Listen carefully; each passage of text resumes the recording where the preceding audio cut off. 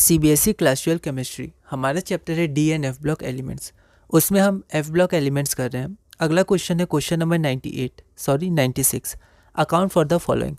Among lengthenoids Ln3 compounds are predominant. However, occasionally in solutions or in solid compounds +2 and +4 ions are also obtained। यह question all India 2012 में 1 mark का पूछा गया था। एक बार आप इस क्वेश्चन को ट्राई करिए, फिर हम लोग आगे बढ़ते हैं। तो यहाँ पर Ln सिंबल हो गया lengthenoids का, तो 3 मतलब Ln3+, ठीक है, ये प्रीडोमिनेंट होता है। तो in lengthenoids +2 and +4 ions are also obtain, ठीक है। तो ये दिया हुआ है प्रीडोमिनेंट है, पर पूछा गया है कि आपका +2 +4 क्यों होता है।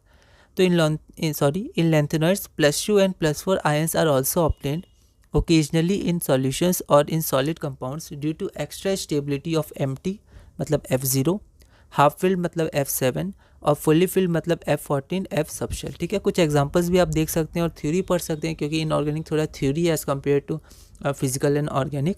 तो आप एनसीईआरटी में इसका एग्जांपल्स भी दिया हुआ और समझाया गया, तो आप इसको रीडिंग कर लीजिएगा। अगला क्वेश्चन है क्वेश्चन नंबर 97।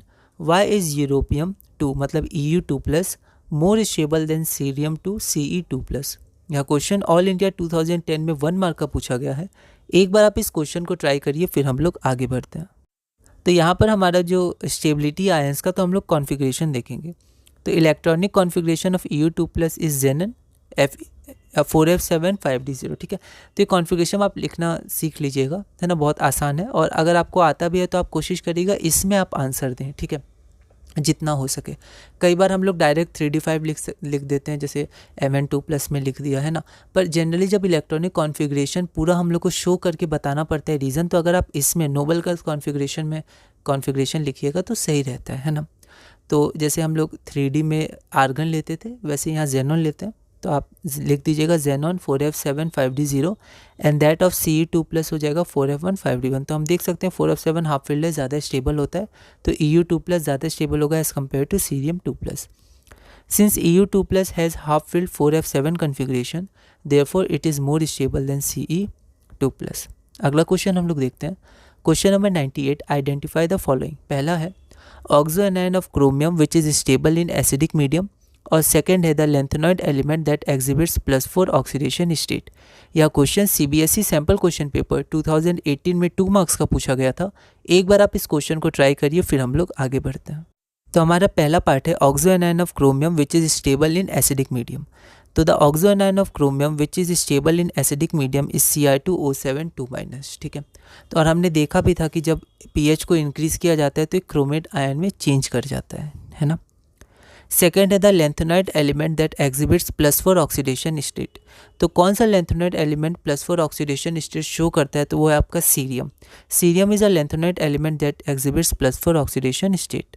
अगला है हमारा क्वेश्चन नंबर 99। Give reason. यहाँ पर 3 क्वेश्चन है आपके पास, 3 पार्ट है। यह क्वेश्चन दिल्ली 2019 में 3 मार्क्स का पूछा गया था।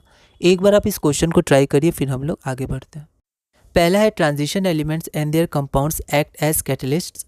तो इसको हम लोग देखते हैं। ये क्वेश्चन हम देखे हुए हैं, क्वेश्चन नंबर 48 पार्ट 1 आप देख सकते हैं। सेकंड है E0 वैल्यू फॉर Mn2+ से Mn is negative whereas for Cu2+ से Cu इज पॉजिटिव। तो ये क्वेश्चन भी हम देखें, पर पार्ट वाइज इसको देखें। Mn2+ से Mn ये नेगेटिव है, मतलब ये नहीं बनना चाहता है, क्योंकि Mn2+ आपका स्टेबल होता है 3D5, और Cu2+ से Cu आपका पॉजिटिव है, मतलब ये Cu बनना चाहता है, क्योंकि इसका क्या होता है Cu2+ में एंथैल्पी ऑफ एटमाइजेशन ज़्यादा होता है, और जो हाइड्रेशन एंथैल्पी हमें मिलती है वो कम मिलती है एज़ कम्पेयर्ड। तो E0 से Mn2+ से Mn के लिए आप क्वेश्चन नंबर 32 पार्ट 2 देख सकते हैं, और Cu2+ से Cu आप क्वेश्चन नंबर 24 देख सकते हैं, और अपने हिसाब से आप फिर इनको कॉम्बाइन करके लैंग्वेज में आप लिख सकते हैं, ठीक है।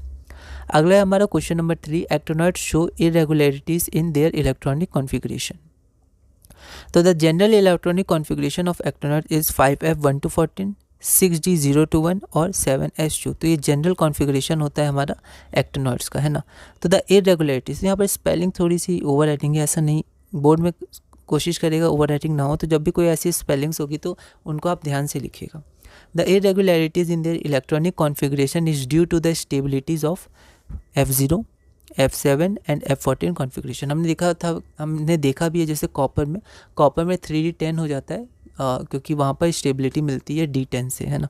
वैसे F0, F7 या F14 अगर स्टेबल हो रहा है तो कॉन्फ़िगरेशन चेंज हो जाता है ना, रेगुलर कॉन्फ़िगरेशन नहीं होता है जैसे होना चाहिए। In the due to the stabilities of F0, F7 and F14 configuration of 5f orbitals. तो ये हमारा सॉल्व हुआ, ठीक है। अगला आता है question number 100, why is chemistry of actinoids complicated as compare to lanthanoids. Second है complete the following reaction and justify that it is a disproportionation reaction. और तीसरा है the graph shows the trends in melting points of transition metals, ये graph दिया हुआ है। Explain the reason why chromium has highest melting point and manganese a lower melting point. यह question CBSE 2023 में 5 marks का पूछा गया था। एक बार आप इस क्वेश्चन को ट्राई करिए, फिर हम लोग आगे बढ़ते हैं। तो इसमें जो हमारा पहला पार्ट है, why is chemistry of actinoids complicated as compare to lanthanoids. तो इसको आप क्वेश्चन नंबर 93 में सेम यही क्वेश्चन है, और 93 में 92 को मैंने रिफ़र किया है, तो आप डायरेक्ट क्वेश्चन नंबर 92 देख सकते हैं और लैंग्वेज अकॉर्डिंग टू क्वेश्चन आप लिख सकते हैं। अगला है हमारा कंप्लीट करना था रिएक्शन, तो रिएक्शन हमने देखा तो ये कंप्लीट हुआ। अब शो करना है कि डिसप्रपोर्शनेशन रिएक्शन है। डिसप्रपोर्शनेशन रिएक्शन होते हैं जिसमें एक ही रिएक्टेंट ऑक्सीडाइज भी करे और रिड्यूस भी करे, ऑक्सीडेशन भी हो इसका और रिडक्शन भी होता है। यहाँ पर Mn का, उस कंपाउंड में Mn का रिडक्शन और ऑक्सीडेशन हो रहा है। तो यहाँ पर Mn एक बार, यहाँ पर अगर आप देखिएगा तो ये +6 है, तो एक बार +6 से +7 जा रहा है मतलब ऑक्सीडेशन, और एक बार +6 से +4 जा रहा है मतलब रिडक्शन, है ना। तो इसको यहाँ लिख सकते हैं हम लोग, इन दिस रिएक्शन या in the above reaction MnO4 2- is reduced to MnO2 as well as oxidised to MnO4, एक ही का ऑक्सीडेशन और reduction, hence the reaction is a disproportionation reaction, ठीक है। आप ऐसे करके मार्क भी कर सकते हैं, कोई दिक्कत नहीं। अगर आप नहीं करना चाहें तो इसको हटा सकते हैं, तो भी कोई दिक्कत नहीं है ना। हमारा अगला क्वेश्चन क्या है कि मेल्टिंग पॉइंट है, बताना है क्रोमियम का हाईएस्ट मेल्टिंग पॉइंट क्यों होता है एज़ कम्पेयर टू मैग्नीज। तो हाईएस्ट मेल्टिंग पॉइंट और मैग्नीज का लो मेल्टिंग पॉइंट होता है, ठीक है। 2023 5 मार्क्स का है CBSE में, और ये क्वेश्चन हमने किया है, ये ग्राफ दिया हुआ था, ऐसा क्वेश्चन पूछा गया था, और साथ में कुछ और पार्ट पूछे गए थे क्वेश्चन नंबर 13 में। तो क्वेश्चन नंबर 13 का पार्ट 1 आप देख सकते हैं, है ना। तो इस वीडियो में हमने क्वेश्चन नंबर 100 तक पूरा किया। अगले वीडियो में हम क्वेश्चन नंबर 101 से आगे बढ़ेंगे और धीरे धीरे इस टॉपिक को कंप्लीट करेंगे।